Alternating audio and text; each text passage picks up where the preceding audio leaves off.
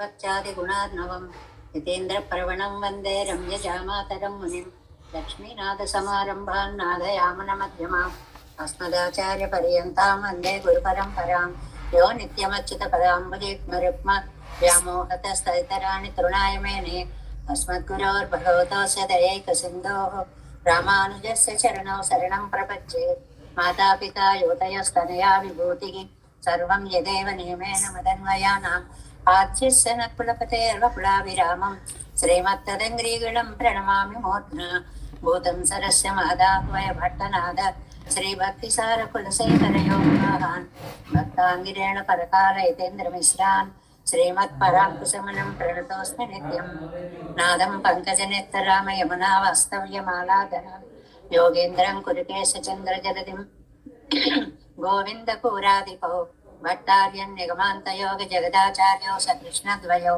वन्दे माधव पद्मनाभ सुमनः कोलेश देवादिपा नमो वेदान्तवेद्याय जगन्मङ्गलहेतवे यस्य वागमृतासारपूरितं भुवनत्रयं वेदान्तवेद्यामृतवारिदासेः वेदार्थसारामृतपूरमग्र्यम् आदाय वर्षन्तमहं प्रपद्ये कारुण्यपूर्णं कल्वैरिदासं श्रीमत्कृष्णसमाह्वाय नमो यामनसूनवे कटाक्षणलक्ष्याणां सुलभ श्रीधरः सदा श्रीकृष्णपादपादाब्जे नमामि सरसा सदा यत्प्रसादप्रभावेन सर्वसिद्धिरवोन्मम लोकाचार्याय गुरवे कृष्णपादस्य सूनवे संसारभोगिसन्दष्टजीवजीवातवे नमः श्रुत्यर्थसारजनकं स्मृतिबालमित्रं पद्मोल्लसद्भगवदङ्घ्रिपुराणबन्धुं ज्ञानादिराजमभयप्रदराजपुत्रम् अस्मद्गुरुं परमकारुणिकर्नमामि द्राविडाम्नाय हृदयं गुरुपर्वक्रमागतं रम्यजामातृदेवेन दर्शितं कृष्णसूनुना सुन्दरजामातृमुने प्रपद्ये चरणाम्बुजं संसारार्णवसम्मग्नजन्तु सन्तारपोतकं नमोऽस्तु देवराजाय चतुर्ग्रामनिवासिने रामानुजार्य दासस्य सुताय गुणशालिने नमः श्रीशैलनाथाय कुन्तीनगरजन्मने प्रसादलब्ध परमप्राप्य कैङ्कर्यशालिने श्रीशैलेश दयापात्रं देवत्यादिगुणार्णवं यतीन्द्रप्रवणं वन्दे रम्यजामातरं मुनिम् ॐ अस्मद्गुरुभ्यो नमः श्रीरङ्गसिंहगिरिदेशकपादसेवा प्राप्ता किल द्रविडवेदरहस्यजातं श्रीगौतमान्वयजमाश्रितभागधेयं गोपालदेशकमहं शरणं प्रपद्ये कौशिकान्वयसञ्जातं वेङ्कटार्यतनूभवं वेदान्ताचार्य सच्छिष्यं उडैवर्लमां भजे श्रीमद्वेङ्कटरङ्गार्य शिष्यं सच्छिष्य सेवदिं श्रीलक्ष्मणार्य विबुधं संश्रये देवी द्वित्तये ॐ अस्मद्गुरुभ्यो नमः भक्तामृतं विश्वजनानुमोदनं सर्वार्धदं श्रीषटकोपवाङ्मयं सहस्रशाखोपनिषत्समागमं नमाम्यहं द्राविडवेदसागरं तिरुवजिदिनाडेन्नुं तेन्कुरुगूरेन्नुं மறுவினியவன் பொருணல் என்றும் பருமறைகள் அல்லாதி செய்தான் வீணையே எப்பொழுதும் சிந்தையாய் நெஞ்சே தெளிந்து மனத்தாலும் வாயாலும் மண் குருகோர் பேணும் இனத்தாரை எல்லாதிரைஞ்சேன் தனத்தாலும் நேரும் குறைவிலே நந்தை சடகோபன் பாதங்கள் யாமுடைய பத்து ஏ எந்த பெருங்கீர்த்தி இராமானுசமனதன் வாயந்த மலர்பாதம் வளர்ந்துகின்றேன் ஆயந்த பெரும் சேரார் சடகோபன் செந்தமிழ் வேதந்தரிக்கும் பெயராத உள்ளம் பெறா வாந்திகளின் சோலை மதிலருங்கள் வன்புகள் மேல் ஆண்ட தமிழ் மறைகள் ஆயிரமும் ஈன்ற முதல் தாய் சடகோபன் மயம்பால் வளர்த்தைதாய் இராமானுசன் மிக்க விரை நிலையும் மையாமையர் நிலையும் தக்க நிறையும் தலையாகி தொக்கிகளும் ஊழ்வினையும் வாழ்வினையும் ஓதும் குருகையர்வோ யாழினிசை வேதத்தியல் நம்மாழ்வார் துய திருவடிகளே சரணம் எம்பெருமானார் திவ்ய திருவடிகளே சரணம் ஜீயர் திவ்ய திருவடிகளே சரணம் ఓం అస్మద్గురుభ్యో నమః జై శ్రీమన్నారాయణ భాగవత గోష్ఠికి దాసోహాలు సమర్పిస్తూ నమ్మాళ్వార్లు అనుగ్రహించినటువంటి తెరువరెత్తం దివ్య ప్రబంధంలో 24వ పాసురాన్ని పరిచయం చేసుకుందాము. ఇయల్వాయన వంజనోయ్ కొండులాவும் ஓரோ குடங்கை கயல்பாய்வன பெருநீர் கங்கள் தம்மொடும் குன்றமன்றால் புயல்வாயின நிறை காத்த புள்ளூர்தி கள்ளூரும் துழாய் கொயல்வாய் மலர்மேல் மனந்தொடங்கென் நாங்கொங்கல் எம் கோள் வளைக்கே చాలా అందమైనటువంటి భావాన్ని చెప్తున్నారు నమ్మాళ్ళ వాళ్ళు. నాయిక నా ఆళ్వార్లని పెరుమాళ్ళని పరాంకుశ నాయిక పెరుమాళ్ళకి దూరమై ఉండలేక దుఃఖపడుతూ ఉంటే దాది చూసి అయ్యయ్యో ఎంత దుఃఖపడుతోందో అని బాధపడే పాసురము అంటారు దీన్ని.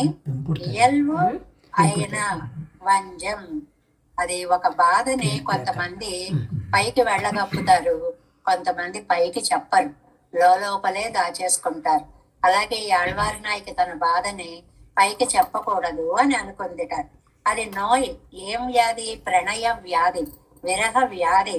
అలాంటిది తీసుకుని ఉలావు ఓరో పుడంగై, అంటే ఆర్తి ఎక్కువగా ఉండడం వల్ల ఆవిడ బాధని ఎలా పోలుస్తున్నారంటే, ఆ కళ్ళల్లోంచి నీటి ప్రవాహం వచ్చేస్తుంటే నీళ్లల్లో మిలమిలలాడే చేపలాగా ఆవిడ కళ్ళున్నాయి అనేటువంటి భావాన్ని, మళ్ళీ అలంకారాలు పొయిటిక్ ఎక్స్ప్రెషన్స్ ఏవి తగ్గకూడదన్నమాట.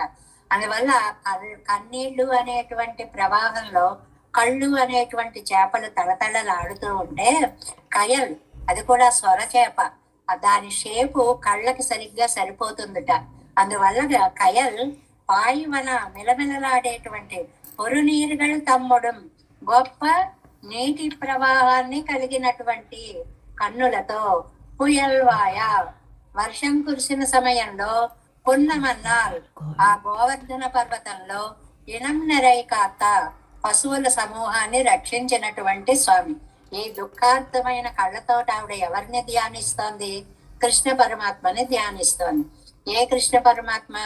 గోవర్ధన గిరినెత్తినటువంటి శ్రీకృష్ణ పరమాత్మ. పుళ్ళు ఊరిది గరుడ వాహనారుడైన కృష్ణ పరమాత్మ. కళ్ళూరం తుజాయ్ కొయల్వాయ్ మలర్మేల్, చాలా అందమైనటువంటి తేనెలూరేటువంటి తులసిమాలని ధరించినటువంటి స్వామి. అలాంటి ఆయన మీదకి మనత్తోడు నా మనస్సు కాస్త పోతోంది. ఆ తులసిమాలని ధరించిన స్వామి, ఆ గోవర్ధనాన్ని ఎత్తినటువంటి స్వామి, ఆ గరుడ వాహనారూఢుడైనటువంటి స్వామి, ఆయన మీదే నా మనస్సు పోతోంది అని కళ్ళ నిండా నీళ్లు పెట్టుకుని ఆళ్వారి నాయకి దుఃఖిస్తోంది అని.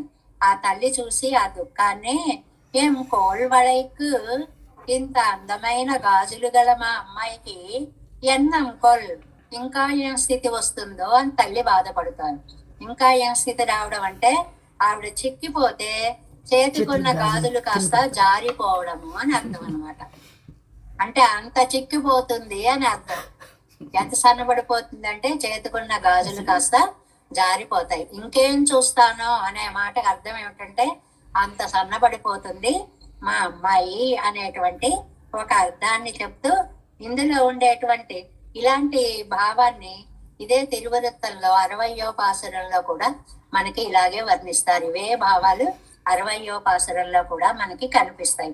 దీనికి స్వాపదేశార్థం ఏమిటండి, లోపల ఉండే అంతరార్థం ఏమిటండి అని అంటే, నాయన చిన్నప్పటి నుంచి కూడా నిన్నే ధ్యానించడము అనేటువంటిది ఒకటి ఇయల్వాయిన సహజంగా ఉండేటువంటిది. అంటే పుట్టుకతోటే నీ భక్తి కలిగింది ఆళ్వార్లకి. వంజం, అది ఆ భక్తిని ఆ ప్రేమని ఇతరులకి తెలియనీయకుండా మనస్సులోనే దాచుకోవడము అన్నమాట. కొంతమంది అండి కాస్త వచ్చినా అందరికీ చెప్పేస్తారు, కొంతమంది ఎంత బాధ వచ్చినా మనస్సులోనే పెట్టుకుంటారు, బయటకు వాళ్ళు బాధపడుతున్నారని కూడా తెలియకుండా ఉంటుందన్నమాట. కానీ ఆ బాధ కన్నీటి రూపంలో బయటకు వస్తూ ఉంటుంది. ఓర్ కుడంగై కయల్పాయున పెరునీర్కంగళ్ తమ్ముడు, కుడిసిళ్లతో ఎత్తుకొని అనుభవించేలాంటి, అంటే కన్నీరు మున్నీరుగా ఏడవడము అనేటువంటి ఒక స్థితిని ఇక్కడ చెప్తారనమాట. ఎందుకు ఇంత బాధపడుతోంది? కనీసం నీ మెడలో ఉన్న తులసిమాలనైనా నాకు ఇవ్వకూడదా అని. అలా ఎక్కడైనా తన మాలికను ఆశపడే వారికి పెరుమాళ్ళు ఇచ్చారండి అంటే, రామాయణంలో ఒక ఉదాహరణను కూడా చెప్పారు ఈ పాసుర వ్యాఖ్యానంలో. దశరథ చక్రవర్తి పిలుస్తాడు కళ్యాణం అని, పట్టాభిషేకం అని. రామచంద్ర స్వామి వెళ్ళిపోతూ ఉంటే సీత కూడా వస్తుందన్నమాట. వెళుతున్నారా అని ఆద్వారం అనుభవ రాజా అంటారు, గుమ్మం దాకా వస్తుందన్నమాట. అప్పుడు ఒక శ్లోకం ఉంది రామాయణంలో, పతి సమ్మానిత సీత భర్తారం అసితేక్షణ ఆద్వారం అనుభవరాజా. భర్తతోటి అయ్యో వెళ్ళిపోతారా అని గుమ్మం దాకా వచ్చిందిటండి ఆవిడ. ఇక్కడ పతి సమ్మానిత అనేటువంటి మాటకి ఇవాళ పాసురంలో తులసి మాలని ఇవ్వడం అనే దానితో సంబంధం పెట్టారనమాట. ఎలాగంటే నేను వచ్చే వరకు నువ్వు ఇవన్నీ ఊహించుకుంటూ ఉండు, పట్టాభిషేకం అది అవుతుంది కదా అని జనరల్ గా సామాన్యమైన అర్థాన్ని పూర్వాచార్యులందరూ చెప్పారండి. కానీ భట్టర్ వారు ఒక విశేషమైనటువంటి అర్థాన్ని చెప్పారు. ఏమిటంటే ఆ రాముడి కళ్ళల్లోకే చూస్తూ, ఇక్కడ కంటి సౌందర్యం కదండి తిరువృత్తంలో, అందుకని రాముడి కళ్ళల్లోకే చూస్తూ తాగేస్తోందా అన్నట్లుగా అలా వెళ్ళిపోతూ నడుస్తూ ఉందిట. గుమ్మం తగులుతుందని కూడా ఆవిడ చూసుకోవట్లేట, అలాగే వెళ్ళిపోతుందిట. ఆ పారవస్యంతో గుమ్మం కూడా దాటి వచ్చేస్తుందేమో అని రామచంద్రుడు ఒకసారి ఆవిడ భుజాలు పట్టుకుని ఆపి తన కంఠసీమలో ఉన్నటువంటి మాలని సీతాదేవి మెడలో వేసి ఆవిడ పాదాలను తాకాటండి. రామాయణంలో ఇక్కడ ఒక్క చోటే కనిపిస్తుంది.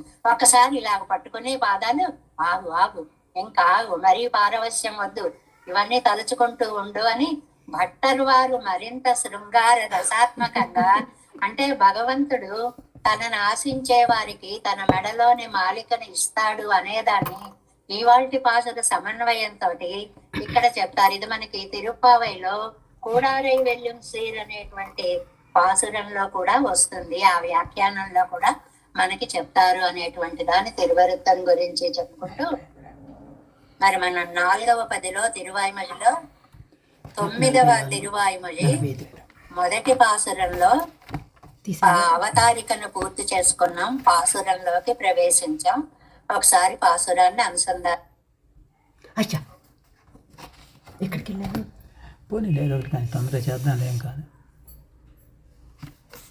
అనుకోరట. బాగా అయిందిలే, భలే అయిందిలే అని చెప్పి మనని ద్వేషించే వాళ్ళు, శత్రువులు ఓ ఆనందపడిపోతూ ఉంటారటండి. ఇలాంటి జనం కొంతమంది ఉంటారు. రెండో వాళ్ళు నల్వుత్తార్ కరయింది. ఇవి రెండు పదాలుగా గుర్తు పెట్టుకోండి. నన్నాదార్ మురువలిప్ప ఒకటి, నల్లుత్తార్ కరయిందేంగా రెండు. అవి రెండు మన్ని చూసి లోకం చూపించేటువంటి రియాక్షన్స్ అన్నమాట. అప్పుడు బంధువులు మనస్సు కరిగి కొంతమంది దుఃఖిస్తూ ఉంటారు, అయ్యో ఇలా అయిందా అని.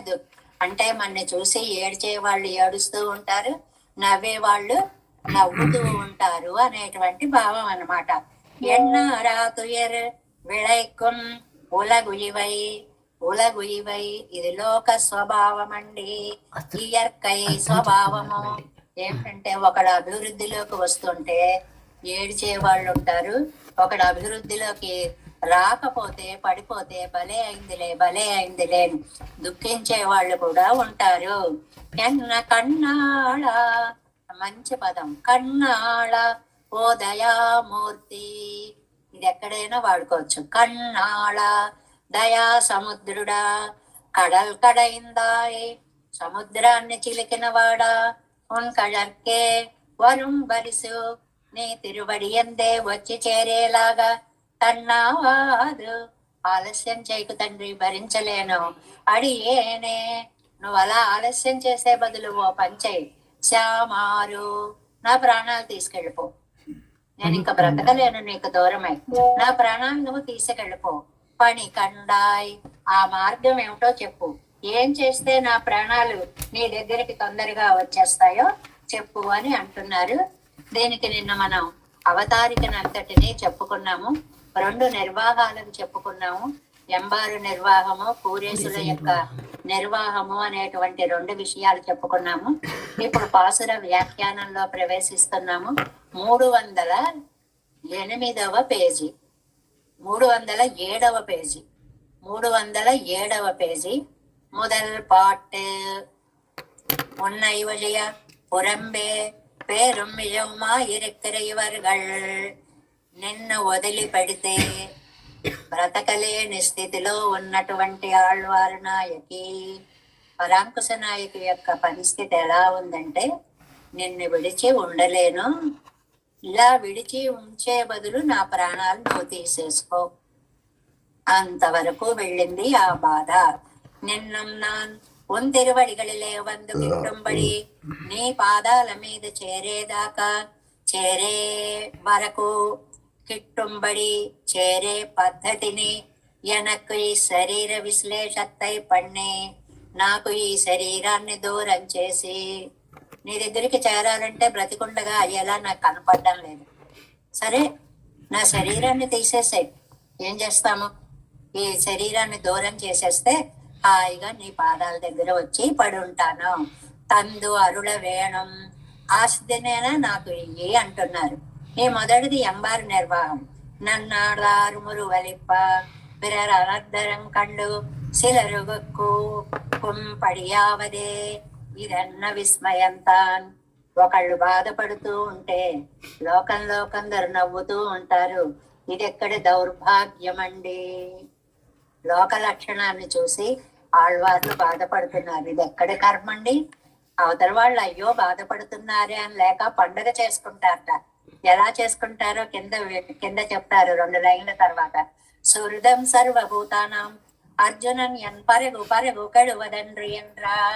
అర్జునుడు అడిగాడండి, నాయన సుహృదం సర్వభూతానం, నాయన నేను భోక్తారం యజ్ఞ తపసాం సర్వలోక మహేశ్వరం సుహృదం సర్వభూతానం జ్ఞాత్వామాం శాంతి మృచ్చతి. సుహృత్ అని ఒక మాట ఉందండి. శోభన హృదయం కలిగిన వాడు సుహృత్ అంటే మంచి హృదయము కలిగిన వాళ్ళని సుహృత్ అంటారు. మంచి హృదయము కలిగిన వారు సర్వభూత సుహృత్. నువ్వు కూడా అందరి ఎడల మంచి భావము కలిగి ఉండు. ఇది ఎంత కష్టం అండి. మనకి ఇష్టమైన వాళ్ళ మీద మనం మంచిగా ఆలోచిస్తాం గాని మన కోపం ఉన్న వాళ్ళ చేత వాళ్ళని ఏమైపోవాలా అని ఆలోచిస్తూ ఉంటాం. సరదాగా చెప్తుంటారు హరికథల్లో, లోకా సమస్త సుఖినో భవంతు అనే ఒక పాదం ఉంది కదండి. అక్కడ చదివేవారట, మా పొరిగింట విడ తప్ప లోకా సమస్త సుఖినో భవంతు. అంత కక్ష అన్నమాట. దుమ్ము పోసేస్తారో, తుక్కులు చేసుకుంటారో, ఒకళ్ళనొకళ్ళు తిట్టుకుంటారు, ఏదో కారణం ఉంటుంది. ఆవిడ తప్ప లోకమంతా. ఇలా ఉండకండి. అందరి ఎడల లోపల పరమాత్మ ఉన్నాడు అన్నంత వరకు మీ మనస్సు వెళ్ళినప్పుడు వాళ్లలోని దౌర్భాగ్యం మనకి కనపడదు. వాళ్ళు బాగుండాలనిపిస్తుంది. గాంధీజీ చెప్పినటువంటి సిద్ధాంతం అదే. పాపాన్ని ఎలా ఎందుకు చేశాడో చూడు తప్ప పాపిగా వాడిని చూడకు అనేటువంటిది గీతా శాస్త్రాన్ని ఆయన ఆచరించి చూపించాడు అనమాట. సుహృదం సర్వభూతానం అర్జునన్ పరగు పరగు కెడువదెండ్రు. పరగు పరగు రాగద్వేషాలు నాకు ఎలా పోతాయి? నా మనసులో ఉన్నవన్నీ అన్ని కూడా రాగద్వేష శాంతి అయ్యుడయ్యవన్. రాగం ద్వేషం ఎవరిని చూసినా కక్ష కోపం. వీడు సుఖపడిపోతున్నాడు, వాడికే చేసేవాళ్ళు ఉన్నారు, వాడికే డబ్బుంది, వాడికే సుఖమైన జీవితం, ఇలాగా ఒక అసూయ బయలుదేరుతోంది. దీన్ని నేను ఎలా జయించాలి కృష్ణ అని అడిగితే, సర్వభూత సుహృత్ ఎందరిందవారే నేయం ఎన్నోపాదియన్. నువ్వు మనస్సుని సుహృత్తుగా మార్చుకో, శోభనమైన హృదయంగా మార్చుకో. అంటే అందరూ బాగుండాలి అనే విశాల హృదయాన్ని అలవరచుకో. ఇది చాలా గొప్ప విషయం అండి. అందరూ బాగుండాలి అన్నంత విశాల దృష్టిని అలవరుచుకోవడం మాటలతో వచ్చేటువంటిది కాదు. అవతల వ్యక్తిని చూడగానే వాడు మనకంటే బాగుండిపోయాడనో, వాడికి ఏదో ఉందనో, మనకి లేదనో, వాడి మీ కక్ష మనకి బయలుదేరుతూ ఉంటుంది. ఆ భావాలు రాకుండా చేసుకో. అది ఎంత కష్టం అండి. నాలాగా ఎన్నోపాధి ఎన్ విభూతికు పరియత్తేడు ఉదికాన్ ఎన్నా నిరే. అలా ఉంటే నీకు కూడా శాంతి కలుగుతుంది అని కృష్ణ పరమాత్మ భగవద్గీతలో అర్జునుడికి చెప్పినట్లుగా. ఇందులో నన్నాదార్ మురువలిప్ప అన్నారు కదండి. నన్నాదార్ ఎన్న శత్రుక్కళెక్కు పేరు. నన్నాదార్ అంటే ఎవరండి? శత్రువులు. మనకి శత్రువులండి శత్రువుల్లా కనపడరు లోకంలో. మిత్రుల్లా నటిస్తూ ఉంటారు, మనమంటే బాధపడిపోతూ ఉంటారు. ఇలాంటి శత్రువులు కొంతమంది ఉంటారు. అంటే అసూయాపరులు చాలా మంది ఉంటారు, వాళ్లే శత్రువులు అనమాట.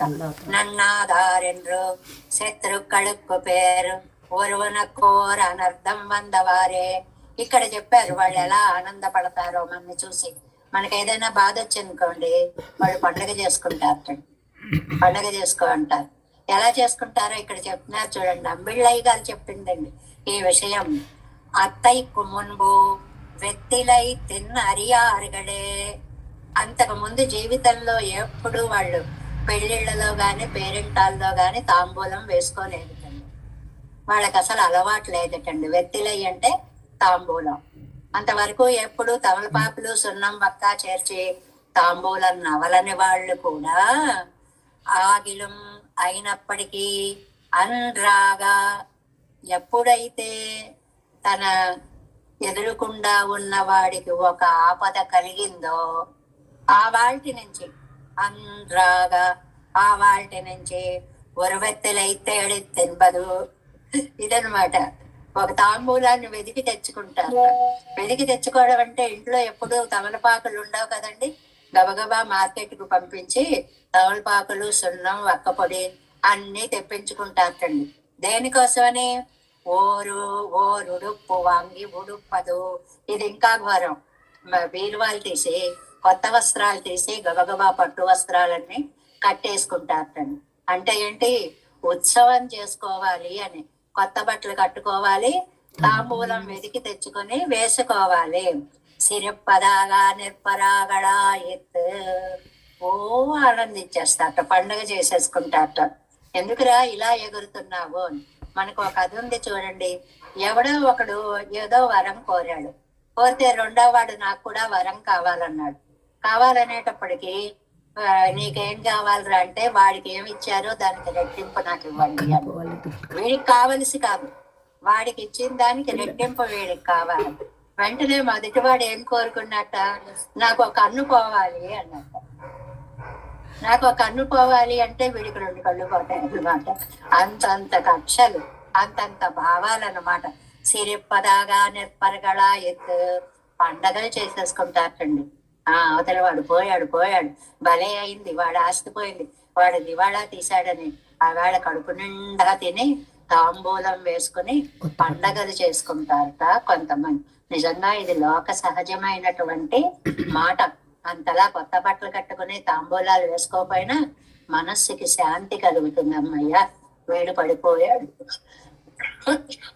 పడిపోయాడు, వీడు కింద పడ్డాడు చాలు అనే ఒక తృప్తి కలిగేటువంటి శత్రుభావం కలిగినటువంటి వాళ్ళు ఉంటారు. ఇంకా రెండో వాళ్ళు ఉన్నారండి. వాళ్ళు ఏం చేస్తారండి? నల్లుతారు. దేహ బంధువులుగా అనుకోండి వీళ్ళని. సర్వేశ్వరనే నిరుపాధిక బంధువాయ్. వాళ్ళు ఏం చేస్తారు? అసలు మనకి నిరుపాధిక బంధువు సర్వేశ్వరుడు. ఏ కారణము లేని బంధువు సర్వేశ్వరుడు. మనల్ని రక్షించడమే వ్రతంగా పెట్టుకున్నవాడు సర్వేశ్వరుడు. అలాంటి సర్వేశ్వరుడు కాకుండా అవనై పత్తినవర్గళయ్యే ఆయన్ని ఆశ్రయించినటువంటి వాళ్ళు అవంతమరియ వినయ్య రాగిలు ఎంగో అవంతమరే என்று அவர்களை ஒரு காலம் பெருகలేం ఎన్నిరుక్క ప్రాప్తమాయిరుక్క. సరే, పరమాళ్లను వదిలి ఒక్క క్షణం కూడా ఉండలేను అని బాధించేటువంటి వీణ్ణి చూసి శరీర సంబంధ నిబంధనమాగ వరుగిరవర్. పెరుమాళ్లే సర్వవిధ బంధువు అనుకోరట. మనం ఏదో పెద్ద బంధువులమేమో అని భ్రమపడుతూ ఉంటారట. మన బంధుత్వం భ్రమ ఎంతవరకు ఉపయోగిస్తాయి అంటున్నారు ఇక్కడ నంబళ్ళయ్య గారు. ఎంతవరకు ఉపయోగిస్తాయండి? ఏమి రోగాలు లేని వాళ్ళు, ఏమి పెద్ద వయస్సు లేనటువంటి వాళ్ళు, మంచి సంపాదనలో ఉన్నటువంటి వాళ్ళు హఠాన్ మరణం చెందారు అని మాటలు వినపడతాయి. వినపడితే మనం ఎంతవరకు ఏం చేయగలుగుతున్నాం అని అడుగుతున్నారు నంబళ్ళయ్య గారు. అయ్యో పాపం అనుకుంటాం అంతే. ఒకవేళ మరీ పేదవాళ్ళు అయితే ఏదో 10 రూపాయలు ఇవ్వగలిగితే ఇస్తాం, లేదు అంతే. అంతేగాని నిరుపాధిక బంధువు పెరుమాళ్ళు, కారణం లేని బంధువు పెరుమాళ్ళు, మనమేదో పెద్ద బంధువులు అయినట్లుగా శరీర సంబంధ నిబంధనமாக வருகிறவர்களை నిరుపాధిక బంధుక్కళానగా నెనైతూ మనమేదో పెద్ద బంధువుల్లాగా మనం ఆర్చి తీర్చే వాళ్ళలాగా ఎక్కి ఎక్కి ఏడుస్తున్నాము. ఇది కూడా తప్పే అంటున్నారండి. ఒకడేమో నవ్వుతున్నాడు, ఒకడు ఏడుస్తున్నాడు అంటే ఏమండి ఏడవడం ప్రేమతో కదా, అది మంచిదే కదా అని మనకి ప్రశ్న వస్తుంది.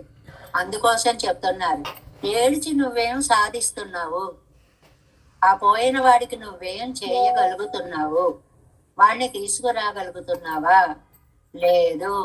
ఆ కుటుంబాన్ని జీవితాంతం పోషించగలుగుతున్నావా, లేదు. మరి ఎందుకయ్యా ఏడవడం? నువ్వేదో పెద్ద నిరుపాధిక బంధువు అయినట్లు గొల్లుమని ఏడవడం ఎందుకయ్యా? அவர்கள் கொன்று வந்தவாறே நினைதரும் சொல்லுந்தோறும் நெஞ்செழுந்துகும் என்று இவர் பகவத் விஷயத்தை நினைத்தை சொல்லுதல் செய்ய பொக்கால் పడువదెల్లాం పడా నెర్పరగల్ ఆయిత్. అదనమాట. ఏంటంటే ఒకరు కష్టపడితే దాన్ని తొలగించాలని బుద్ధి పుట్టడం పోయి ఆనందం కలుగుతున్నటువంటి వాళ్ళు కొంతమంది ఉంటే, ఓహో మేమేదో ఈ నిరుపాధిక బంధువులం, మేము వదలలేక ఉండలేము అని వాళ్ళ కోసం ఏడుస్తున్నారు. ఈ ఏడుపు వల్ల వాళ్ళకి వచ్చేటువంటి లాభము ఏమీ లేదు. నువ్వు కృంగిపోవడం వల్ల నువ్వు బాధపడి వాళ్ళని బాధ పెట్టిన వాడు అవుతాయే తప్ప, నీ మనస్సు కరుగుతుందే తప్ప, దేహ బంధువులను చూస్తే వీళ్ళందరూ దేహ బంధువులు. ఈ దేహ బంధువులకు ఒక అందమైన పేరు పెట్టారు. ఏమని పెట్టారు? ఆభాస బంధువులు. అంటే బంధువుల్లా కనిపిస్తారు తప్ప ఎవడు మనకు ఆపద వచ్చినప్పుడు రక్షించేవాడు ఉండడు. ఇది నగ్న సత్యం. పెరుమాళ్ళు తప్ప రక్షించగలిగిన వారు ఎవరు లేరు. కాబట్టి వీడి శోకం వల్ల ఉపయోగం లేదు, వాడి పండుగ వల్ల మనకు ఉపయోగం లేదు. రెండు, ఒకళ్ళేమో నవ్వి పండుగ చేసుకుంటున్నారు, ఒకళ్ళేమో మనస్సు కరిగి దుఃఖంతో కుంగిపోతున్నారు. ఈ రెండిటి వల్ల మనకి ఒరిగేది ఏమీ లేదు. నష్టపోయిన వాడికి వచ్చే లాభం ఏమీ లేదు. సర్వభూతాత్మకే కరైందేంగా మురువలిప్ప కరైందేంగా. చాలా అందమైనటువంటి మాటలని గురించి చెప్తున్నారండి. కరైందేంగా, మనస్సు కరిగి దుఃఖించినట్లుగా. అంటే మనస్సు కరిగిపోతుంది, నీరైపోతుంది. దానివల్ల మన మనస్సు కరగడమే తప్ప, అంటే ఏమండి ఎవరైనా పోతే ఏడవద్దా, దుఃఖపడకూడదా అని డౌట్ వస్తుంది. దుఃఖపడకూడదని చెప్పట్లేదు, కానీ నీ దుఃఖం వల్ల వాళ్ళకి ఒరిగేదేమీ లేదు. అవతలవాడు పండగ చేసుకుంటే నష్టం ఎలా లేదో, నీ ఏడుపు వల్ల వాడికి లాభము కూడా ఏమీ లేదు. ఎందుకంటే నువ్వు ఆర్చి తీర్చలేవు, నువ్వంత శక్తిమంతుడవు కావు. ఇది కొంచెం విశేషంగా కనిపిస్తుంది. అదేమిటండి ఒకళ్ళు పోతే బాధపడడం కూడా తప్పేనా? బాధపడద్దు అనడం లేదు పాయింట్ అక్కడ. బాధపడండి, మీ బాధ మీదే. అవతల వాడికి ఏం లాభం జరుగుతోంది అది మీ సుహృదయం అవ్వచ్చు, కానీ అవతల వాడికి దాని వల్ల వచ్చేటువంటి లాభం ఏమీ లేదు. ఏదైనా లాభం ఉంది అంటే నువ్వు చేసి చూపించాలి, ఆదుకోవాలి, సహాయం చెయ్యాలి. ఎన్నో ఇరండయ్యం మిరే ఇరండయ్యం, ఈ రెండు మిత్ర మిత్ర కథా కుత ఎన్నదు. మిత్రులు అమిత్రులు అని రెండు మాటలు చెప్పారండి. మిత్రులు అమిత్రులు. మిత్రులేమో బాధపడుతున్నారు, అమిత్రులేమో పండగలు చేసుకుంటున్నారు. రాగద్వేషంగళై పత్తి వరుగయ్యాలే. ఇవన్నీ దేన్ని బట్టి వస్తున్నాయండి? రాగద్వేషాలను బట్టి వస్తున్నాయి. రాగము అంటే ప్రేమ వల్ల మైత్రి వస్తుంది, ద్వేషం వల్ల శత్రుత్వం వస్తుంది. వీటిని నువ్వు జయించావు అంటే నీకు అందరూ ఒకేలా కనిపిస్తారు. తాత్పర్యం అది పట్టుకోవాలి మనం. ఇక్కడ చెప్పదలుచుకున్నది ఏమిటంటే, నంబిళ్ళయ్య గారు, నీ మనస్సుని రాగద్వేషాలకి అతీతంగా చేసుకో. అప్పుడు వాడు నన్ను చూసి పండగ చేసుకున్నాడు, వీడు నన్ను చూసి ఏడ్చాడు, వీడు మావాడు, ఇలాంటి భావాలు నీకు రావు. ముందు నీ మనస్సులో స్థిత ప్రజ్ఞత్వం వస్తుంది. అది చెప్తున్నారనమాట. 308వ పేజీ చూడండి. మైత్రియోడు శాస్త్రవత్మోడు వాసీయులయ్యిరే. అప్పుడు మైత్రితో గాని శత్రుభావంతో గాని భేదం ఉండదు కదా. మన మనస్సులో కల్మషం ఉండదు. అది మనం గమనించాల్సింది. మన మనస్సులో ఉండే స్వచ్ఛతకి కారణం రాగద్వేషములను వదిలి పెట్టడము. ఇది చాలా ముఖ్యమైనటువంటి విషయం. కానీ ఒక్క రోజులో వచ్చేది కాదు. చెయ్యగా చెయ్యగా చెయ్యగా ఒక తపస్సులా చేస్తే అవతల ప్రతివాణ్ణి కూడా నాకు ఉపకారం చేసిన వాడే అన్న భావం వస్తుంది. దానికోసం ఒక తపస్సు చేయాలండి. ఎందుకంటే అహంకారం మమకారాలను ఒక బరువు వస్తుంది చూడండి. అహంకారం అదే. నేను ఇలా చేశాను అనేటప్పటికి గుండెల్లోకి ఒక బరువు భావం వస్తుంది. ఆ అహంకారం రాకుండా తేలిక భావం రావాలి. ఇది వదిలిపెట్టడం అనేది సాధ్యము కాదు.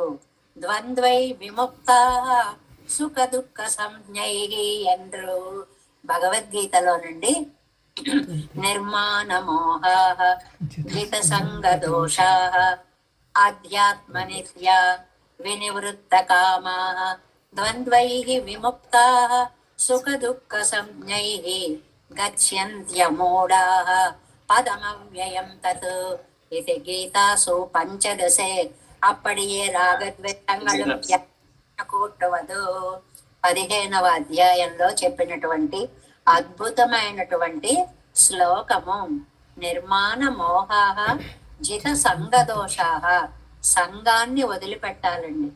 మనది అనుకునేటప్పటికీ మనకి అన్ని భావాలు బయలుదేరుతాయి. ఆ ఒక్క భావాన్ని జయించగలిగితే లోకాన్ని జయించిన వాళ్ళము అవుతాము. ద్వంద్వై విముక్తా. ద్వంద్వాలంటే ఏమిటండి? తుల్య నింద స్తుతిర్మౌని ఇత్యాదుల్లో చెప్పారు కదండి. నింద మనకి చాలా సహజం. ఏమిటి? ఎవరైనా తిట్టారనుకోండి మన కోపం వస్తుంది. పొగిడాడు అనుకోండి ఆ ఎత్తులో నిజమేనేమో, నా అంతటి వాళ్ళు లేరేమో అనిపిస్తుంది. శీతోష్ణ సుఖ దుఃఖేషు ద్వంద్వాలు ఇవి. శీతాలు ఉష్ణాలు, సుఖాలు దుఃఖాలు, ఆనందాలు విచారాలు, ఇలాంటివన్నీ కూడా నువ్వు వదిలిపెట్టగలిగితే స్థితప్రజ్ఞుడవవుతావు అని చెప్పినట్లుగా సుఖ దుఃఖంగళ్యన్న சில పేరు మాత్రమే ఇరే ఉళ్ళదు.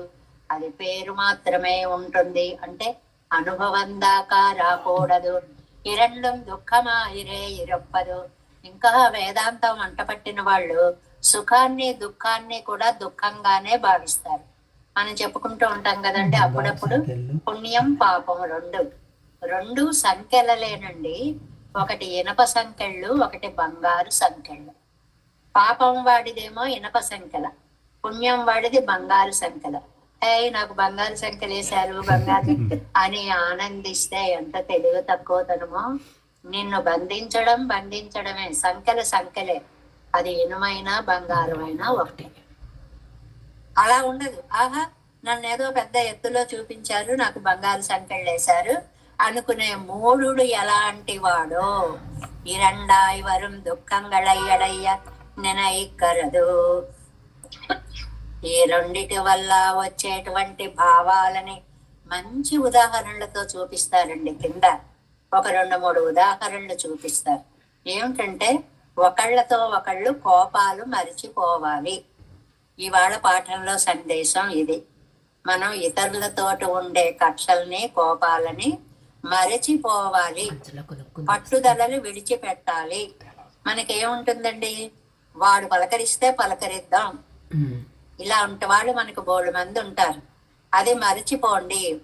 రాముడు పూర్వభాషి అని పేరు. ముందు ఆయనే పలకరించేవాడు. అలా పలకరించే ప్రయత్నం చేయండి. ఇలా చిన్నవి మనం ఒక్కడుగు ముందుకేస్తే శత్రుత్వం అనేటువంటిది లేకుండా ఉంటుంది అని ఉదాహరణలు చూపిస్తున్నారు చూడండి. రామమేవా తిరు అయోధ్యయిల్లుள்ளார் ஒருவரை ஒருவர் வேரோடு வாங்கி పోగడ పొగడ వేండుంబడియాన శాస్త్రం అనువర్తియ నెర్కచ్చైదేయం. ఒకవేళ రాముడు రాజ్యంలో ఒకళ్ళకొకళ్ళకి పడని వాళ్ళు ఎవరైనా ఉంటారేమో అనుకుందాం. అసలు ఉండరు అని రామాయణం చెప్పింది. ఒకవేళ ఎవరికైనా ఒకళ్ళ వల్ల మనస్సు కష్టం కలిగి ఒకళ్ళు ఉన్నారనుకోండి, అప్పుట ఎల్లాரும் ఒరుమిడరాగ వర్తిత్తారుగల్. అందరు ఒక్కటేలాగా కలిసిమెలిసి కనిపిస్తారు. శత్రుభావం అనేది వదిలిపెట్టేస్తారు. అది రామ దర్శనం వల్ల వచ్చేటువంటి విశేషం. ఎందుకని అదుక్కాడి ఎన్నెన్నిల్, ఎందుకండి అలా మర్చిపోతారండి? శాస్త్రవం నెంజిలే పట్టు అవర్గళై నలియ నినత్తపోదాగా పెరుమాళై నినప్పరగల్. అద్భుతమైన వాక్యం చెప్పారండి.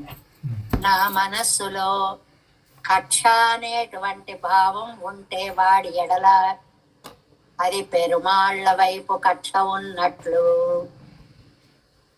అమ్మో, ఇంత భావం ఎలా వచ్చిందండి? అవతలి వాడిలో పెరుమాళ్ళని చూసినప్పుడు వస్తుంది.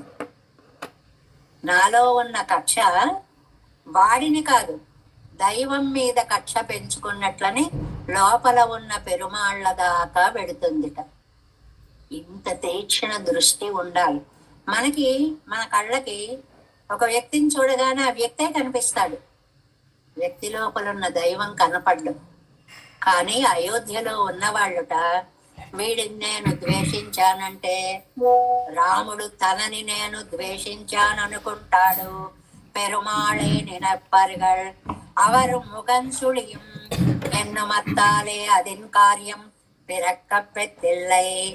ఆయన ముఖం వాడిపోతుంది, ఆయన కష్టం కలిగించకూడదు. పిల్లలు ఉన్నారనుకోండి, ఒకళ్ళు కొట్టుకుంటూ ఒకళ్ళ మొహాలు ఒకళ్ళు చూసుకోరనుకోండి, తల్లిదండ్రులకి ఎంతో కష్టంగా ఉంటుంది. వాళ్ళిద్దరూ ఒకళ్ళనొకళ్ళు అభిమానించుకుంటూ ప్రేమించుకుంటూ అమ్మ నాన్న అంటూ దగ్గరికి వచ్చారనుకోండి, ఆహా పిల్లలు కలిసి ఉన్నారు కదా అని ఆనందం కలుగుతుంది. అలా ఆనందించే తండ్రిలాగా లోకంలో ఏ జీవినైనా నువ్వు ద్వేషించకు ద్వేషించకు ద్వేషించకు అనేటువంటి దాన్ని చెప్తున్నారనమాట. అలాగా ఏమండి, ఈ అసూయ అనేటువంటిది ఇక్కడ నంబిళ్ళయ్య గారు వ్యాఖ్యానం చాలా అందంగా ఉంది. ఎందువల్ల అంటే ఈ ఈ ద్వేషము అనేటువంటిది ఇక్కడ లేనండి, ఈ లోకంలోనేనండి, లేక వైకుంఠాది లోకాల్లో కూడా ఉంటుందా? నువ్వు ఎక్కువ సేవ చేసేస్తున్నావు, నాకు తక్కువ సేవ అయిపోయింది అని అక్కడ వాళ్ళు కూడా దెబ్బలాడుకుంటారా అని అంటేనండి, మనకి శ్రీగుణ రత్న కోశంలో ఒక అద్భుతమైనటువంటి శ్లోకాన్ని ఇక్కడ రిఫరెన్స్ ఇచ్చారండి. శ్రీగుణ రత్న కోశంలో 26వ శ్లోకాన్ని ఇక్కడ మనకి రిఫరెన్స్ గా ఇచ్చారండి. ఆ శ్లోకం చెప్పుకుందాం. భోగ్యావానపి నాంతరీయకతయా పుష్పాంగరాగై సమం నిర్వృత్త ప్రణయాతి వాహన విదౌ నీతాః పరివాహతాం దేవి త్వామనునీళయా సహ మహీ దేవ్యః సహస్రం తదా యాభిస్త్వం స్తన బాహు దృష్టిభిరివ స్వాభిప్రియం శ్లాఘసే. శ్రీగుణ రత్న కోసం యూట్యూబ్ లో ఉంది, మీరు కావాలంటే ప్రత్యేకంగా వ్యాఖ్యానాన్ని కూడా అక్కడ వినొచ్చు. ఇక్కడ హే దేవి ఓ రంగనాయకి యాభిహి యావర్షల నీళాది దేవియారాలే స్వాభిహి స్తనబాహు దృష్టి బిరువ ప్రియం శ్లాఘసే. చాలా అందమైనటువంటి వ్యాఖ్యానాన్ని ఇచ్చారండి.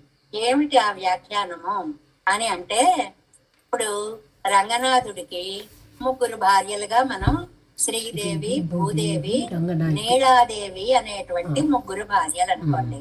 వీళ్ళందరితోటి రంగనాథుడు క్రీడిస్తున్నాడు. అప్పుడు లక్ష్మీదేవికి అసూయ వస్తుందా? అది ఇక్కడ మనకి మన వ్యాఖ్యానానికి కనెక్టింగ్ గా ఉండేటువంటి పాయింట్. అది కుసుమంతో పూజిస్తారు, పువ్వులు వేస్తారు, పువ్వుల దండలు వేస్తారు, చందనాలు వేస్తారు, పెరుమాళ్ళకి ఎన్నో రకాల పూజలు చేస్తారు. అలా చేసినప్పుట నాతో పాటు భూదేవికి నీలాదేవికి కూడా చేసేస్తున్నారు అని లక్ష్మీదేవికి ఏవైనా కోపం వస్తుందా అంటే కోపం రాదు. ఎందువల్ల అంటే లక్ష్మీదేవి ఓం భగవన్ నారాయణ అభిమత అనురూప స్వరూప రూప గుణ విభవ ఐశ్వర్య శీలాది అనవధికాతిశయ అసంఖ్యేయ కళ్యాణ గుణగణ పద్మవనాలయాం భగవతీం శ్రియం దేవీం నిత్యానపాయినీం, చాలా ఇంపార్టెంట్, నిత్యానపాయినీం. ఆవిడ ఒక క్షణం కూడా అసలు విడిచిపెట్టుండదు. నారాయణుడు అంటే శ్రీమన్నారాయణుడు, లక్ష్మీదేవితో కూడినటువంటి నారాయణుడు. ఆవిడ ఎప్పుడు కలిసే ఉంటుంది. ఆమెతో పాటుగా భూదేవి నీలాదేవి ఉన్నప్పటికీ కూడా వారు ఈ లక్ష్మీనారాయణుకి శేషభూతులే. ఎవరు? భూదేవి నీలాదేవి కూడా లక్ష్మీనారాయణులకి శేషభూతులే. భార్యలుగా శ్రీదేవి యొక్క పుష్పాలు వేస్తారు, అంగరాగాలు వేస్తారు. ఇవన్నీ వేస్తుంటే శ్రీదేవికి ఇంత కూడా అసూయ ద్వేషము కలగదు. ఎందువల్ల కలగదు అంటే మనకి మన శరీరంలో మనకి ఎవరైనా ఒక చందనం రాశారు, ఒక పువ్వుల మాల ఇచ్చారు, అప్పుడు ఆహా తల గొప్పది, తలలో పెట్టేసుకున్నాం, తలకే దక్కింది అని ఎవరైనా అసూయ పడతారా? అది మన దేహ భాగం కాబట్టి దాన్ని మనం మనదేగా ఆనందిస్తాం. ఈ చేతులు కాళ్ళు మన దేహ భాగాలు కాబట్టి మనవేగా మనం ఆనందిస్తాం. అలా లక్ష్మీదేవి కూడా శ్రీదేవిని భూదేవిని అంగరాగై సహా ఏ చందనమో పూసినట్లుగా ఏ పుష్పాన్నో సమర్పించినట్లుగా తన అవయవాలు తాను అనుభవిస్తున్నట్లుగా ఈ 4వ లైన్లో చెప్పారు. యాభిహి త్వం స్తన బాహుదృష్టిభిరివ, చేతులలాగా, వక్షస్థలంలాగా, కళ్ళలాగా, స్వాభిహి ప్రియం శ్లాఘసే, తాను అనుభవిస్తున్నట్లుగానే. ఎందుకని?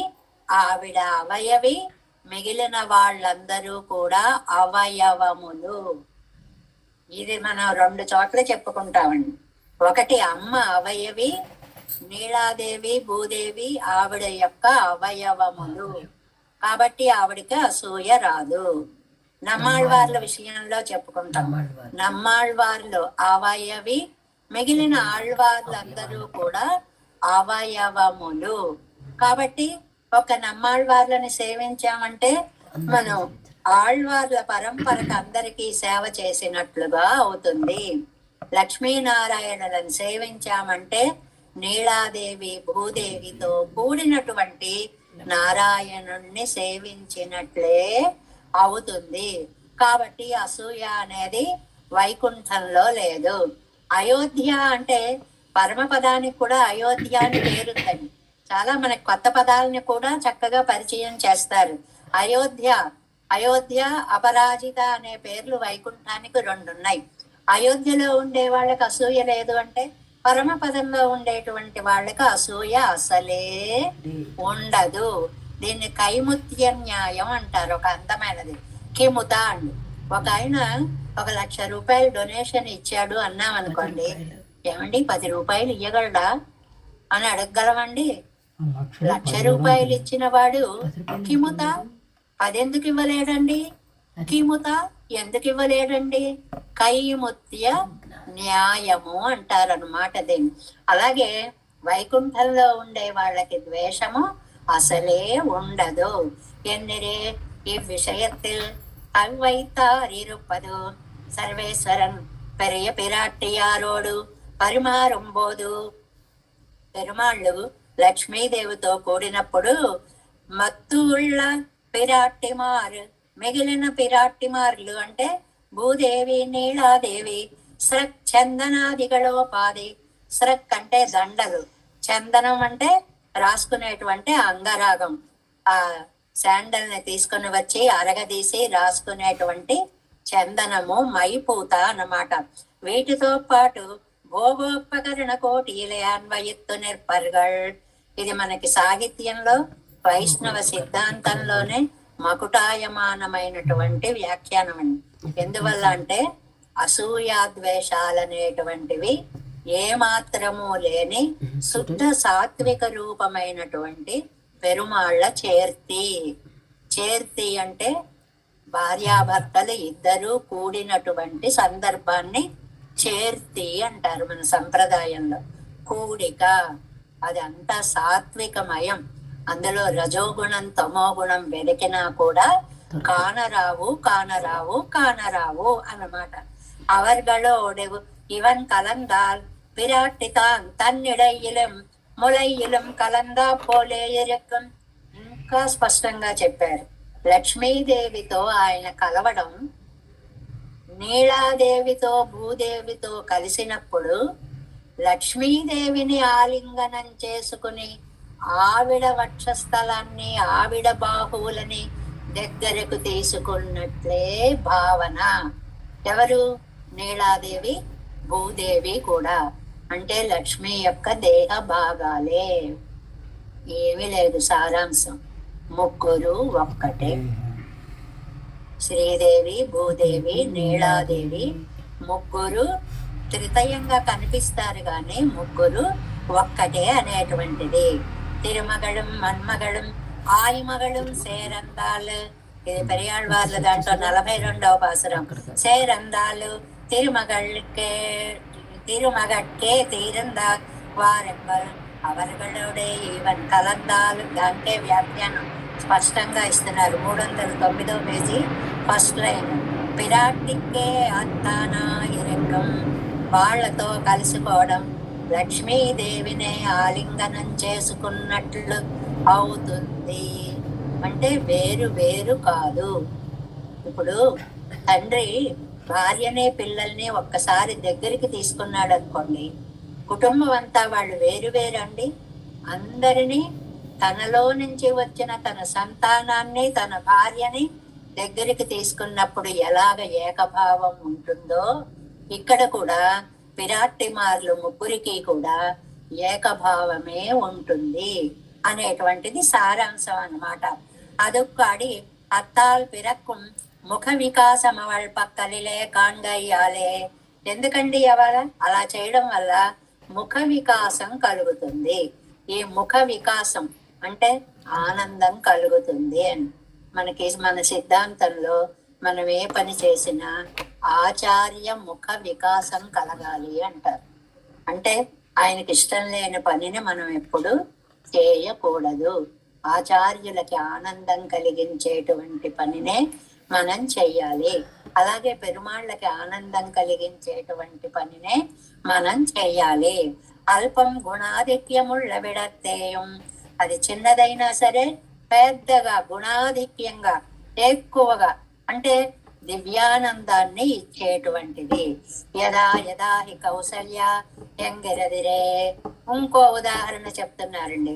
ఇప్పుడు మనకి 2-3 ఉదాహరణలు చెప్పారు. ఒకటి వైకుంఠంలో లక్ష్మీదేవి మిగిలిన వారిని దగ్గరకు తీసుకున్నప్పుడు తననే దగ్గరికి తీసుకున్న ఆనందాన్ని పొందుతుంది. రెండవది అయోధ్యలో ఉన్న వాళ్ళు ఒకళ్ళొకళ్ళు శత్రుభావాన్ని వదిలి రాముడికి ముఖ వికాసం కలగాలని అందరూ కలిసిమెలిసి ఉంటారు. ఇప్పుడు ఇంకోటి మూడవది చెప్తున్నారు రామాయణంలో.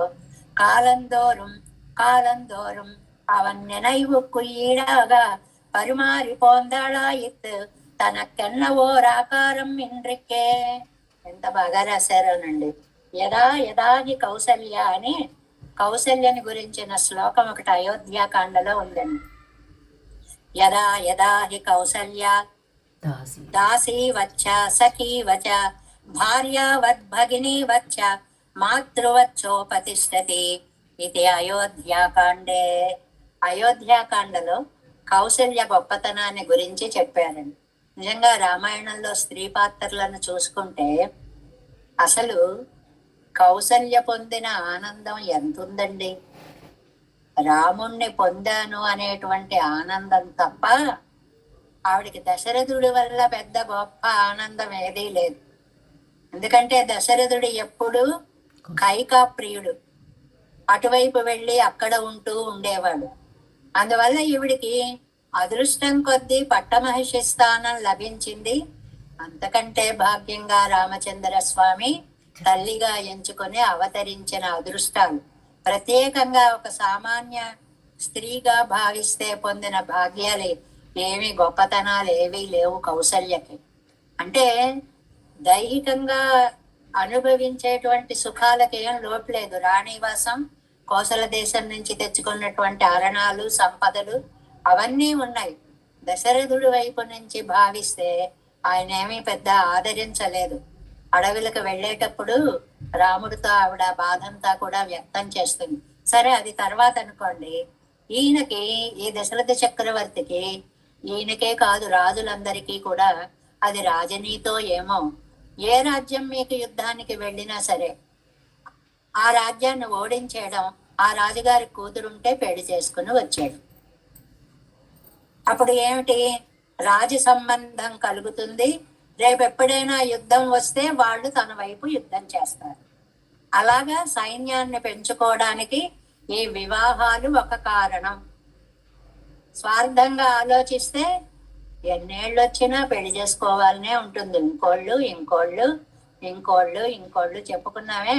పెళ్లి చేసుకుంటావా తాత అంటే పిల్లని ఎవరిస్తారా అంటాడు, గాని వద్దు పెళ్లి అనడు అని చెప్పుకున్నాం కదండి మనం. అలాగా అందండి 360 మంది భార్యలుటండి దశరథ చక్రవర్తికి. ఒక్కళ్ళు ఇద్దరు కాదు. ఏదో కృష్ణుడిని 108 101 ఏదో కృష్ణుడు భగవంతుడు అంటున్నాం గాని మనిషిగా పుట్టినటువంటి దశరథుడికే 356 మంది భార్యలు. ఆ పెళ్లి చేసుకొచ్చినప్పుడల్లా ఈవిడ ఎలా ఉండేది, అసూయ పడేదా? అలవాటైపోయింది ఆవిడికి. అది చెప్పుకుంటే సరిపోతుంది. ఆవిడికి యుద్ధంకి వెళ్ళాడా, అయితే వస్తాడు, అమ్మాయిని అంట పెట్టుకుని వస్తాడు. అలా ఒక అలవాటు పడిపోయింది అన్నమాట మనస్సు. అందుకని యదా యదా హి కౌసల్య దాసీవచ్చ సఖీవచ. దాసీవత్ మనువు గారు ఒకటి చెప్పారు కదండి. ఏమిటండి, భార్య అనగానే ఏదో కార్యేషు దాసి కరణేషు మంత్రి చెప్పేశారు కదా. అది లోకంలో శిరోధార్యం అయిపోయింది. అద్భుతమైన శ్లోకంగా వ్యాప్తి చెందేసింది. ఎప్పుడు దాసి వచ్చా, బాధ కలిగితే దాసిలా ఉండాలి, లేకపోతే ప్రణయినిగానే ఉండాలి. అది తీసుకో. మన ధర్మశాస్త్రంలో చెప్పారు దాసిలా ఉండాలి. నువ్వు ఎప్పుడు దాసిలా పడి ఉండు. సరే, అది ఒక ధర్మ దానికి సంబంధించినటువంటి ప్రశ్న అనుకోండి. దాసి వచ్చ సఖీ వచ. రెండవది ఫ్రెండ్లీగా. ఆ పెళ్లి చేసుకుని వచ్చిన వాడు నోరు మోసుకు కూర్చుంటాడా, నేను వెళ్ళానా, యుద్ధం చేసి జయించానా, ఆయనేమో వాళ్ళ అమ్మాయిని తీసుకొచ్చారు, నన్ను చేసుకోమన్నారు అని ఒక ఫ్రెండ్కి చెప్పినట్లుగా భార్యకే చెప్తాడు. చెప్తుంటే అని కోపం తెచ్చుకోదుటండి. అలాగా అలా ఇచ్చాడా అని ఆనందంగా ఆయన చెప్పేవన్నీ వింటూ ఉంటుందిట ఈవిడ గారు. భార్యావర్తే, కొన్ని సందర్భాల్లో భార్యగా భగిని వచ్చా, మాతృవచ్చా, సోదరిలాగా తల్లిలాగా ఉంటుంది. అదేంటండి, భార్య సోదరిలా ఉండడం ఏమిటండి అని అంటే, భార్య సోదరి గాని తల్లి గాని ఒక పురుషుడు వివాహం చేసుకుని వచ్చినప్పుడు ఆడబడుచు గాని తల్లి గాని మంగళహారతి ఇవ్వాలి. ఫస్ట్ ప్లేస్ ఆడబడుచులు, తర్వాత తల్లిది, తర్వాత మిగిలినటువంటి వారిది.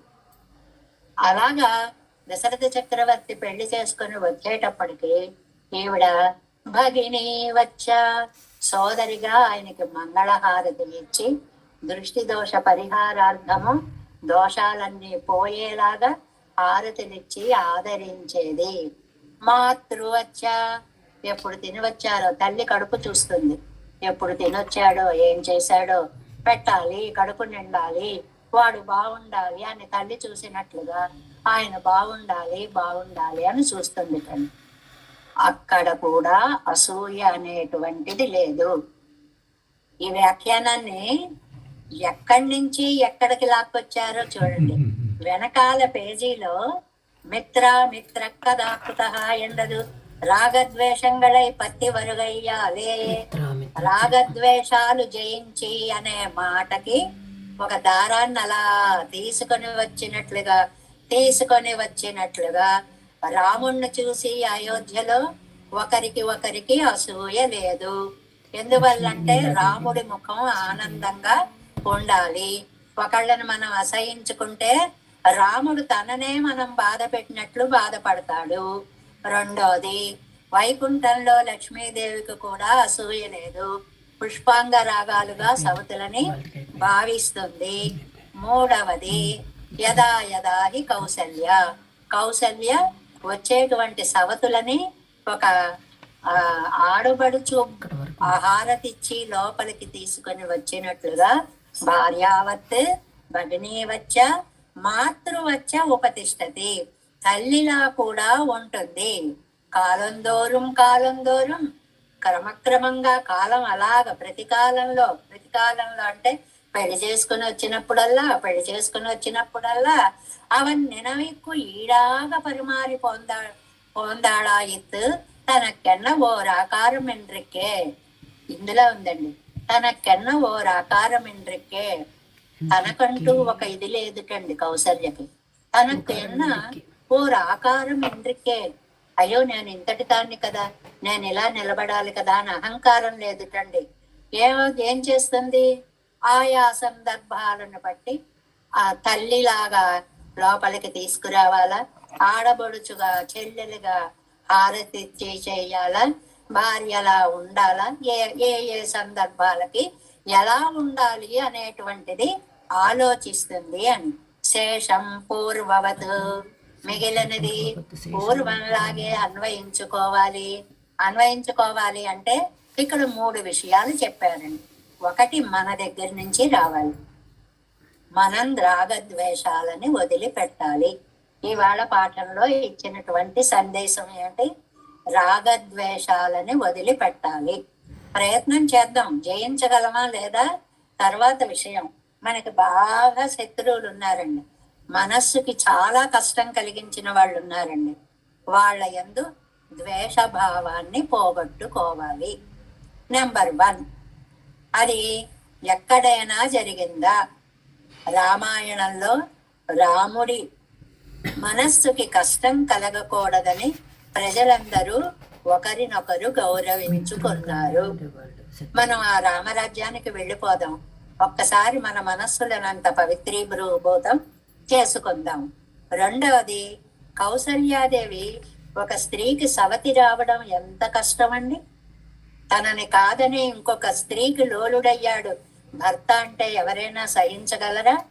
కానీ రాగద్వేషాలు విడిచిపెట్టడం వల్ల కౌసల్య విశాల హృదయంతో ఆయా సందర్భాలకి తగినట్లుగా తాను దశరథుడికి సేవలు చేసింది. మనము కూడా మన జీవితంలో ఆయా సందర్భాలకి తగినట్లుగా, మనకి ఏమి ఇష్టం లేనివాడు ఒకడు ఎందుకో మన ఇంటికి వస్తాడు, ఆ కక్షను మనసులో పెట్టుకోకూడదు. రండి అని ఆదరించాలి, గౌరవించాలి, ఒక స్నేహితుడిలాగే భావించాలి. ఆ ఉదార హృదయం మీకు అలవడిన నాడు అవతల వాడు నిజంగా మిత్రుడవుతాడు. ఇంత గొప్ప అర్థాన్ని నంబిళ్ళయ్య గారు అంటే జీవితపు మానవతా విలువలని కూడా తమ వ్యాఖ్యానంలో మనకి అందిస్తున్నారు. మనం చెప్పుకున్నామే, కావ్యం యశసే అర్ధకృతే వ్యవహార విధే శివేత రక్షతయే సద్య పరనిర్వృతయే కాంతా సంహితయా ఉపదేశయజే అనే కావ్యంకి లక్షణాలు ఏమిటండి అంటే, వ్యవహార విధే, ఎలా బ్రతకాలో నేర్చుకోవాలి. 7 వ్యాఖ్యానం మేము చదివేసుకున్నామండి అని మనం అనుకుంటే సరిపోదు. అందులో నేర్పించినటువంటి ఒక్క హిత బోధనైనా మీరు పాటించగలుగుతున్నారా? మనందరం ఒక ఓర్తు తీసుకుందాం, చిన్న ధర్మాలనైనా పాటించేటువంటి ప్రయత్నం చేద్దాం. శేషం పూర్వవతు, మిగిలింది ఇది చాలా పెద్ద పాసురం అండి, రేపటికి కూడా ఉంటుంది దీని వ్యాఖ్యానం, 3 రోజుల వ్యాఖ్యానం అన్నమాట. దీన్ని మిగిలిన దాన్ని పూర్వంలో అన్వయించుకోవాలి అంటే వైకుంఠంలో ఈర్ష్యాసూయలు లేవు, అయోధ్యలో ఈర్ష్యాసూయలు లేవు. మానవుడు నేను మాత్రం ఈర్ష్యాసూయలను గెలవడం ఎలాగా అని అర్జునుడు అంతటి వాడు అడిగితే, నాయన దాన్ని పోగొట్టుకున్నాడు, ప్రాక్టీస్ చెయ్యాలి.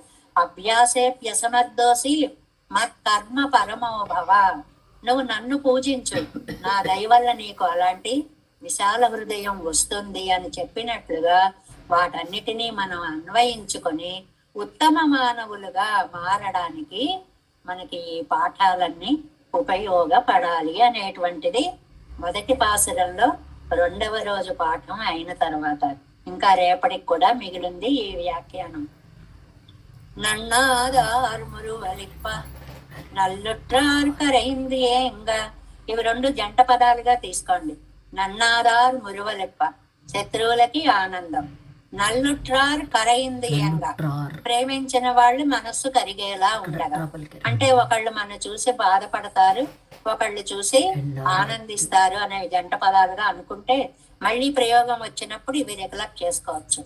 నన్నాదార్ మురువలిప్ప నల్లుట్రార్ కరైందేంగ ఎన్నారా துயர் விளைக்கும் இவை என்ன உலகு இயற்கை கண்ணாளா கடல் கடைந்தாய் உனக்கழற்கே வரும்பரிசு தன்னாவாதடியேனை பணி கண்டாய் சாமாரே தேவேசம் கோலநாதம் நதைத మనసం పద్మనాభన్ రమేశం లోకార్యం కృష్ణయుగ్మేన చ నిగమ శిరోయోగి భట్టారకౌ చ గోవిందం కోరనాదేన చ సకురు కేసేందు సింధుం యతీంద్రం మాలాదృద్యామునార్యో మమ హృది నిదే రామ పద్మాక్షనాద திருவருண்மால் சேன முதலி சிடகோபன்னாதமன் சீரையற்கொண்டார் மணக்கால் நம்பி சென்றாமாள வந்தார் குருமாலாதரர் குருகைப்பிரார் అంబామితిరాసర్ గోవిందర్ కూరేసర్ భట్టర్ వేదాంతమని.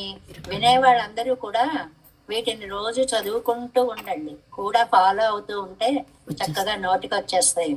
ఇరు కണ്ണర్కంబుడయ్య நம்பிள்ளை இவர் ஈழளித்தற்கியே எந்த மாதவர் பற்பனாவர் இவரருளாளர் திருவடி ஒன்றிய தேவ பெருமாள் கை கொண்டருளும் திருமலையாழ்வார் பதங்கள் முன் என்னுள் சேரந்தனவே. நமோஸ்த தேவராஜாய சதுர்கிராம நிவாசினே ராமானுஜார்ய தாசஸ்ய சுதாய குணசாலினே நம ஸ்ரீ శైలనాథాయ కుంతీ నగర జన్మనే ప్రసాదలబ్ధ పరమ ప్రాప్తి కైంకర్యశాలినే శ్రీశైలేశ దయాపాత్రం దైవత్యాది గుణార్ణవం జితేంద్ర ప్రవణం వందే రమ్యజామాతరం మునం வாழி தெருவாய் மழைப்பருளை மாதக வாழும் மணவாழ மாமணியன் வாழியவன் மாறும் தெருவாய் மழைப்பருளை மால்நத்தோர் தேரும் வடிவுரைக்கும் சேர் ஸ்ரீரங்க சிம்ஹகிரிதேசிக பாத சேவா பிராப்தாகில திரோட வேத ரகசிய ஜாதம் ஸ்ரீகௌதமான்வயஜம் ఆశ్రిత భాగదేయం గోపాలదేశమాం శరణం ప్రపద్యే కౌశికాన్వయ సంజాతం వెంకటాదితనోభవం వేదాంతాచార్య సత్శిష్యం ఉడై బద్లు మహం భజే శ్రీమద్ వెంకటరంగార్య శిష్యం సత్శిష్య సేవది శ్రీ లక్ష్మణార్య విభుతం సంశ్రయే ఓం అస్మద్గురుభ్యో నమః. జై శ్రీమన్నారాయణ.